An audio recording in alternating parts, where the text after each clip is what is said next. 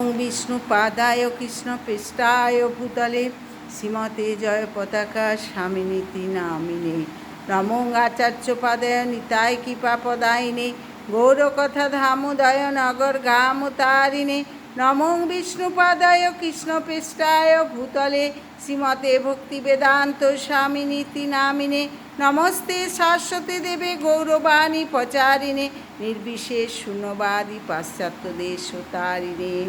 जय जगन्नाथ। गौड़ीय वैष्णवगण प्रदत्त आरो गभीरतम व्याख्या। भगवान श्री जगन्नाथेर এই অনন্য সাধারণ রূপের আরও নিগূঢ় কারণ লিপিবদ্ধ হয়েছে শিখি মাহিতি রচিত মহাভাব প্রকাশ নামক গ্রন্থে। গম্ভীরায় পুরীধামে শ্রীচৈতন্য মহাপ্রভুর ভজন কক্ষ, স্বরূপ দামোদর এবং রামানন্দ রায় জগন্নাথ, বলদেব ও সুভদ্রার এমন অদৃষ্টপূর্ব রূপ পরিগ্রহ করার সম্বন্ধে মহাপ্রভুকে জিজ্ঞাসা করেন এবং মহাপ্রভু তাদের কাছে এইভাবে ব্যাখ্যা করেন। একবার দ্বারকায় কৃষ্ণ মহিষীগণ বলরামের মাতা রোহিণী দেবীকে পরিবেষ্টন করে তাকে কৃষ্ণের বিবাহ পূর্ববর্তী বৃন্দাবন লীলা বর্ণনা করতে অনুরোধ করেন। মহিষীগণ তাকে বলেন, কখনো কখনো আমরা নিদ্রামগ্ন অবস্থায় তাকে কথা বলতে শুনি। মধুর স্বরে তিনি তার শ্রীদাম, সুবল প্রভৃতি প্রিয় সখাদের ও তার গাভীগণের নাম ধরে ডাকতে থাকেন। কখনো কখনো তিনি বলেন, হে ললিতা, বিশাখা, হে শ্রী রাধে, এবং কখনো বা তিনি বলেন, মা আমাকে মাখন দাও। কখনো কখনো তিনি ক্রন্দন করতে থাকেন। তারপর তিনি জেগে ওঠেন এবং ঘণ্টার পর ঘণ্টা নীরবে অশ্রুমোচন করতে থাকেন। এই ব্রজবাসীগণ তার কতই না প্রিয়, কৃপা করে তাদের সম্বন্ধে আমাদের কিছু বলুন। রোহিণী দেবী সম্মত হলেন, কিন্তু তিনি সতর্ক করে বললেন যে কোনোভাবেই কৃষ্ণ যেন এটি না শুনতে পায়, তাহলে তিনি ভাবাভিভূত হয়ে ব্রজভূমির উদ্দেশ্যে ধাবিত হতে পারেন। সুতরাং স্থির হলো যে কৃষ্ণের বোন সুভদ্রা দেবী কক্ষের বাইরে পাহারা দেবেন।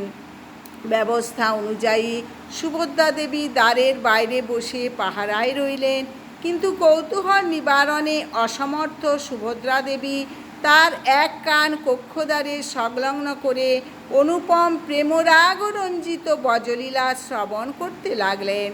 এইভাবে ক্রমশ তিনি এতই তন্ময় হয়ে গেলেন যে কৃষ্ণ বলরামের সেখানে আগমন তিনি লক্ষ্যই করলেন না।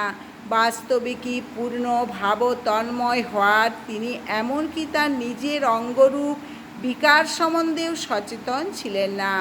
অনবদ্য ব্রজ প্রেম কথায় তার চিত্ত বিমুগ্ধ হওয়ায় তার বিস্ময় বিস্ফারিত নয়নদ্বয় অনেক বড় হয়ে গিয়েছিল। চিন্ময় ভাব বিকারে তার হস্তপদাদি দেহের মধ্যে সংকুচিত হয়ে গিয়েছিল। মুখভাব ও শরীর ভাষা সম্বন্ধে সুবিজ্ঞ কৃষ্ণ বলরাম সুভদ্রা দেবীর দেহাকৃতি দেখেই বুঝতে পারলেন যে কক্ষের ভিতর নিঃসন্দেহে অসাধারণ কিছু ঘটছে। সুতরাং বিনা বাক্য ব্যয়ে তারাও শ্রবণ করতে শুরু করলেন। অচিরেই কৃষ্ণ বলরাম সর্বোচ্চ প্রাকৃত ভাব মহাভাবে অভিভূত হলেন।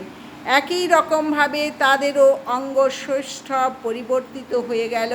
তারাও সুভদ্রার মতো হস্তপদাদি সংকুচিত বিস্ফারিত নয়ন এবং স্মিত হাস্যোজ্জ্বল বদনের বিশেষ মহাভাব বিভাসিত রূপ পরিগ্রহ করলেন। ঠিক সেই সময়ে নারদমুনি সেখানে উপনীত হলেন। এই অপূর্ব দৃশ্য দর্শনে পরম বিস্ময়াভিভূত নারদমুনি মহানন্দে নৃত্য করতে শুরু করলেন।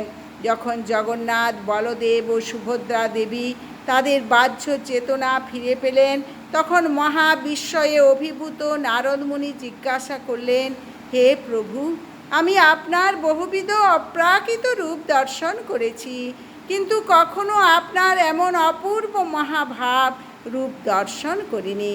হে প্রভু, অনুগ্রহ করে এই রূপ এমনভাবে প্রকটিত করুন যাতে প্রত্যেকে এই অপূর্ব অসাধারণ রূপে দর্শন লাভ করতে পারে।